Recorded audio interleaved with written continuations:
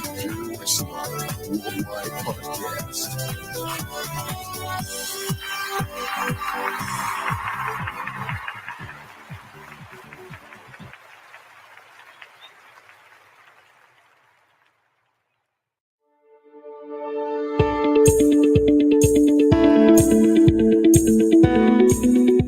Hello, this is Dr. Evelyn Hill with Shades in Justice Podcast. Hey, we're so excited you decided to stop by. Hey, you can catch us every Wednesday evening, 8:30 Central Standard Time or 9:30 Eastern Time. We want to see you right here at Positive Power Christian Radio. Again, this is Dr. Evelyn Hill with Shades in Justice Podcast, a chance where you can hear about justice and injustices here in our country. Again, Dr. Evelyn Hill with Shades in Justice Podcast.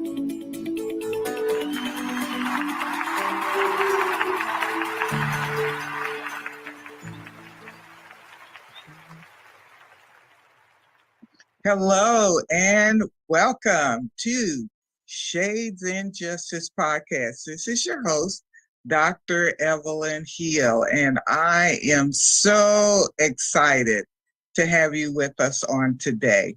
We have a very special guest all the way from San Diego, California, Miss Felicity Anderson. So we're going to ask her to share a little bit about herself. We're going to be talking about the injustice of homelessness. So, Felicity, we're anxious to hear from you.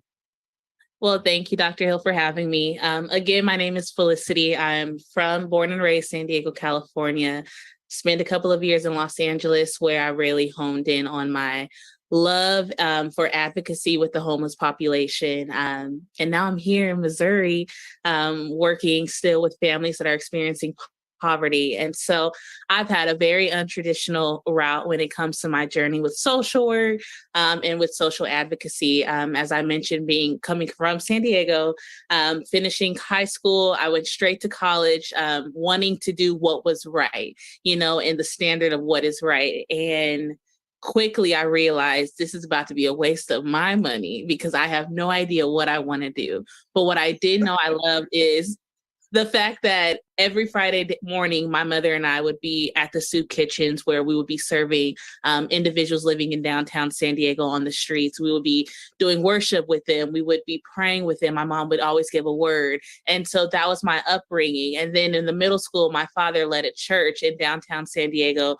where it was all individuals that were experiencing homelessness at the time. And I was the worship leader. And so this community has always been a part of my family. It's always been a part of the foundational pieces for me. And so when I dropped out of college, the opportunity arose for me to move to Los Angeles to do a leadership school, specifically working with people experiencing homelessness, victims coming out of human trafficking. And I did that.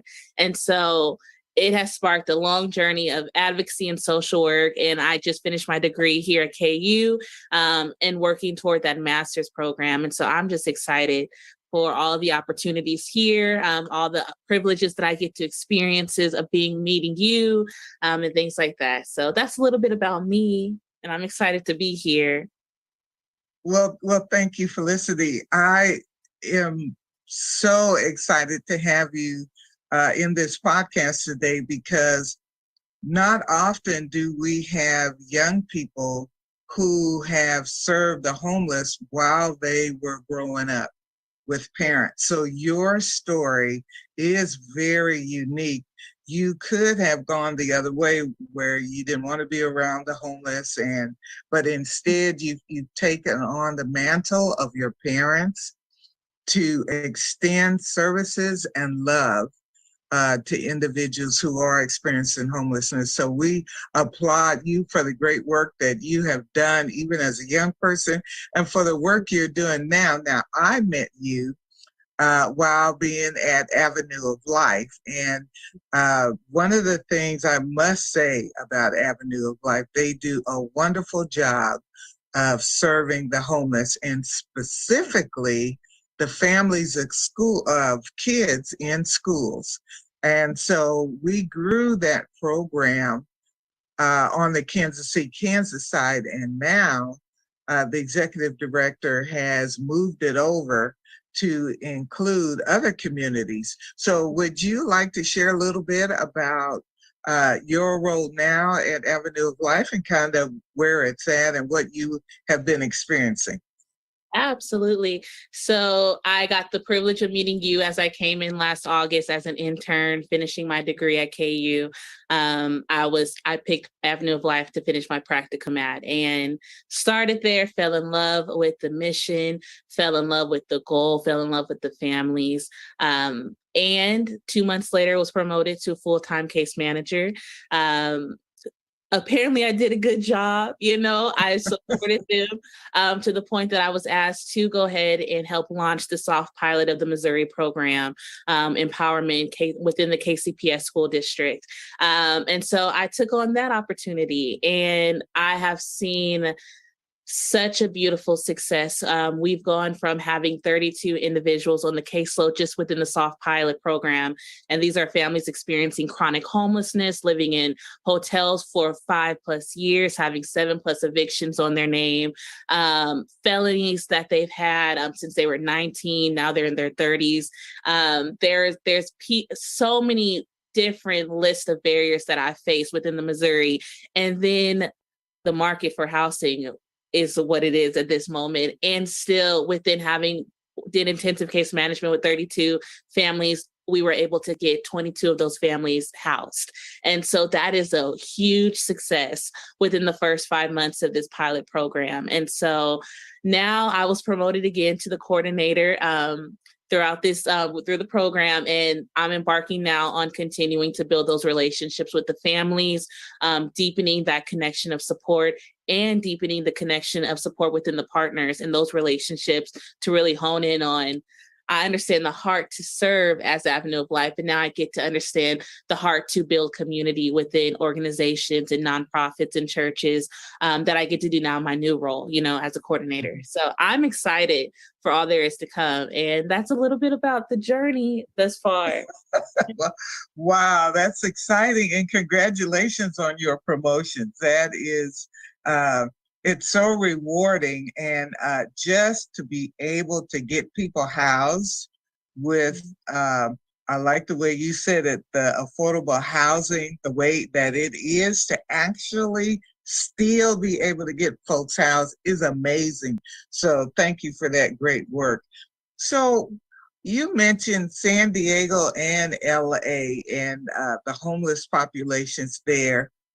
What did you kind of learn from those populations in those two different communities that either you see again now with some of the families and their challenges and barriers, or any differences? Sure. Yeah, I will say that the demographic of the homeless population from California to Missouri are vastly different in so many ways. And so it's even different from San Diego to LA, and I'll start there. So being raised on the San Diego side, we're around beaches, there's a different appreciation for respect of the land and things like that. And so there is a high population of the homeless individuals, but there's not as high of a population as there is in Los Angeles, California. And a lot of the homeless individuals that we see on the San Diego side are veterans. We have a large veterans population within San Diego. That's where we have some of the largest bases. And so the largest population of individuals that are experiencing homelessness in San Diego, a majority of the time are going to be the veterans that have served for the states. And so on the other end of LA is the city that you come to with the biggest dreams. You have people who come to be actors, you have people who come to be jazz musicians and hip hop artists. And a lot of times the dream ends once they get to LA. And so when you meet populations of individuals that are existing on Skid Row, which is the largest 54 blocks, I believe, in Los Angeles, that is just which is just places where homeless individuals are living downtown Los Angeles. And a majority of those individuals are musicians, they're professors, they're also veterans, they're teachers.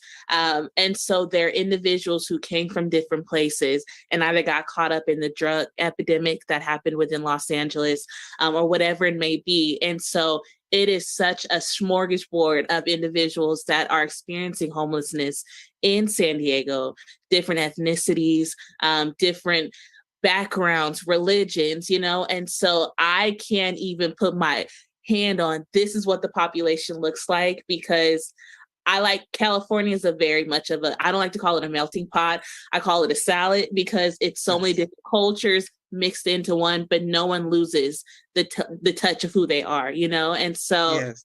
in LA, the homeless population is that as well. There are individuals of every walk of life that you'll come across that they were one step away from homelessness. It's a Yes. cosmetology doctor who had one trip off of the wrong drug and now he's experiencing homelessness, and so that opened my eyes to so much. And then coming here, it's a very interesting to see homelessness in this way, because it's very honed in on specifics. We have individuals that might have experienced immigration. We have the Black and Brown community that have been impacted by oppression. We have the different groups of the LGBTQ trans community who's being impacted by homelessness. And so there's such honed in parts of individuals touched by oppression that a lot of times you're seeing facing more homelessness here. And so there is a lot of vast differences, and I'm sorry, Dr. Hill, I'm just getting a little off. And so, yes, yes, there's a lot of differences. I get caught up a lot in like thinking about LA because I'm like, you couldn't pinpoint one form of homelessness, whereas here we work with families. My focal point is so specific in my work here in Kansas City. And so that's what I see. Whereas in LA, I worked with homeless teens. I worked with homeless grandmothers. I worked with individuals who served the country, who worked in Congress, and so it's my eyes to it. It looks different. The perspective looks different because everyone is so close to it. Wow. What a breadth of information that was. It's interesting that you said with all the ports in San Diego, the largest number of homeless were the veterans. And again, I'm always challenged when I hear that veterans are being homeless because they have fought for our country. And if anybody ought to have somewhere to live, in my mind, it ought to be the veterans. However, I do understand there, with PTSD, along with other mental health concerns and challenges versus the high price of living there in San Diego and LA, I could understand how it's easily done to fall into the trap of homelessness. And did you say 64 blocks of 54. homelessness? 54. Wow. Yes. That's a lot. And then, like you said, here in the Kansas City area, you've worked mostly with families, but out there you worked largely with individuals, be it veterans or teens, and not very many children out there, evidently, in that homeless arena. Okay, all right. Well, thank you for sharing that. Tell us about the folks you were able to help when you were in LA and San Diego. You mentioned that your folks kind of brought you into that, and you was a praise and worship leader in your dad's church, and most of the congregation was homeless? Yes. So my parents have pastored in multiple places throughout my childhood. But for a bulk of it, it was within the community downtown that were a majority of homeless individuals that would come to our church. And so I saw my dad not have a separation between how he loved the individuals that were experiencing homelessness. I monitored my mom not have a separation with how she loved the individuals experiencing homelessness. And so to me, it's second nature, Mm-hmm. it's a part of who I am to treat everyone like they're human, because I Mm-hmm. saw it. I was fed the example of it. And so having that upbringing and then going to Los Angeles quickly, I was indoctrinated to being able to run the Friday Skid Row sites, where I would lead a group of 50 to 100 individuals and we would serve the people on Skid Row Friday nights. I led the outreach and programs for Compton, Crenshaw, and Leimert Park. And so that was the Adopt a Block where we would go in to these communities. And our main goal is to build relationships and to build connection and to be there for the long haul, And so the organization that I was with was the Los Angeles Dream Center. And so they've been around for over 28 years. Yes. They've been doing this work for over 28 years. They have loved this community. And what we see is that when you put time into the investment, you get the people's affection, you get the people's trust, like you get to pour into these people because you've taken time to build relationship. Mm-hmm. And so that was what I did on a daily basis in Los Angeles. I was building relationships with these people, with these mothers and grandmothers. I was able to help do outreach for the gang members who were a part of the gangs and the Bloods and the different individuals who maybe might be 9 years old and they joined a gang because they were the oldest now in the family after watching their father be murdered, And so being able to just build relationships, like there is so much you can do. And that's kind of that has been my mentality of all it takes is a listening ear, all it takes is an opportunity to let somebody share with you their story, because that a lot of times we take the humanity out of homelessness, we call it the homeless people, the homeless population, but they were a man before they were homeless. They were That's right.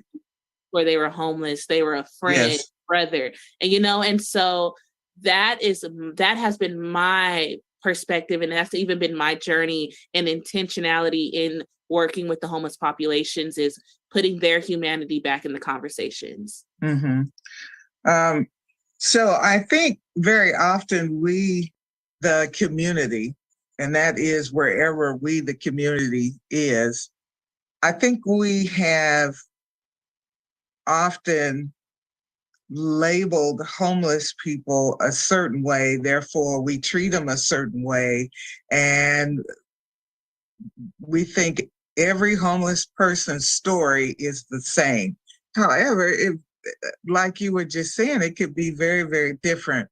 One of the things I was amazed at when I first went into understanding homelessness was the average age of the homeless is 7 years old, which is totally different from what was in my mind. I thought in my mind, when I see the older gentlemen, either Black or white, I haven't seen too many Hispanic that I knew of that were Hispanic here in our community. But when I see the individuals, for years I thought, okay, they just need to get themselves together. They need to get off of drugs, and they need to get a job, when often it's a whole lot more than that. And so by you just sharing some of the circumstances of some of the individuals that you worked with, it solidifies the fact that we don't know their stories, and who are we to judge? In fact, we need to take on a different mindset, which is, what can we do to help? What can we do to help? Many of us can't bring them in our homes for various reasons, but we hear never give money to the homeless. We hear, just drive by them because when the end of the day, they're going to get in their Mercedes-Benz and drive off to their luxurious apartment. But come on, everybody, all these people we done seen, everybody's not driving a Mercedes-Benz and driving off into the sunset. Right, a majority. That's the 1%. That's the 1%. So I'm so glad. It's refreshing to hear your whole perspective around homelessness. And so how are the unaccompanied youth helped in our society today? So one of the things you mentioned was you saw quite a few youth out there. So what's going on with the young population, and how can we do a better job of helping them? But first of all, just what is your perspective about what's really going on with the youth? Sure. Sure. I will first start by saying we exist in a time where we have a very courageous group of young adults and young people and teens that Mhm. are taking on a journey that possibly maybe our elders might have feared, but that was the intentionality of being true to themselves, you know, Mhm. and Mhm. despite of what being true to yourself looks like, that's consistently evolving, that's changing, but in the moment. And so being true to yourself, being for the teens, for the youth now, that's a higher percentage of individuals who are coming out within the LGBTQIA community. You have teens that are experiencing transitioning, being a part of the trans community. You have individuals who have existed in intergenerational poverty for years, seeing their Mhm. great grandmother, their grandmother, their mother, thus existing in that same pattern, that same barrier. And so there are so many different reasons still on why unaccompanied youth is even a thing, to think Mhm. that we have vulnerable children, we have vulnerable teens, we have children who do not have the support and the resources to gain a home. That's Mhm. heartbreaking. And Mhm. in that, there are individuals, there are people who are working to change that. And so I think that is an ongoing, a growing thing. But for me, I'm seeing a big group of individuals who are experiencing. So my time in LA was the trans community, was the LGBTQ community, was the Black community, Hispanic community at times, and the white community at times. These were people who came in, thankfully, within the Los Angeles Dream Center. They had their unaccompanied youth floor. And so we had Mm. mentors who lived and residents who lived on the floor with these teens and with these youth, and they did job training with them. They did finance and budgeting. They did mentorship, discipleship. And so we saw children who the family system was broken, and they created Mhm. family within the body of Christ, within the Mhm. organization themselves. And so there are other resources, there are other organizations that are doing that. Is it limited? Of course. There's still those teens that are going homeless. There still are those teens that are falling victim to human trafficking. There are still a lot of vulnerable individuals that are facing, those fears that we might have as a society. But yeah, I'm not sure if that answers the question. I'm not sure. I went on a tangent. You did good. One of the things you mentioned was um, the transgender population of unaccompanied youth. I love the way you started out with this piece. You said the youth of today are very courageous. They believe in going after what they want to do now versus later. And so they are not afraid to step out into um, their journey in different ways than what other generations possibly have done. So I think that's interesting that they are courageous, but I also think it's interesting that they're willing to receive the help. They're willing to receive the help because you mentioned several different ways, jobs and a place to stay. And so it's like if we are able to somehow help them, then by us helping to mentor them and love them without judgment and just move forward with them, we can definitely see them progress, and that's the whole goal. And because I will add that no one wants to be alone. That's right. No child wants to experience a life alone. And Mhm. so to create first trust, because a lot of times there's trust has been stripped from them because Yes. they've given that to people who have harmed them. And so Yes. regaining that, but ultimately every person is desiring community. And so Mm-hmm. I find it easier to work with the youth. I find it easier to work with children because even though they might have experienced being crushed from societal pressures, oppression of any sort, there's still that I will get up again, I'll do, there's resilience, there's attachment to it, there's hope still attached to it. And so ultimately, the biggest thing is I know everyone wants belonging. Everyone wants to be loved. And that's what makes it easy. Yeah. Yes. And it sounds like that's one of your giftings is to share you. You don't mind listening. You don't mind taking that time out with the family, and you don't have this. Well, what's your problem? And let's hurry up. Let's talk. I got 5 minutes, and you willing to give of yourself to really help those individuals. So thank you so much for that. So beside just providing housing and I think you mentioned jobs, and we talked about other resources that you have made available for families. One of the things that you mentioned that I know is a great barrier for families and individuals is warrants for arrest, license that have been suspended, no money for insurance. And if we could provide those resources,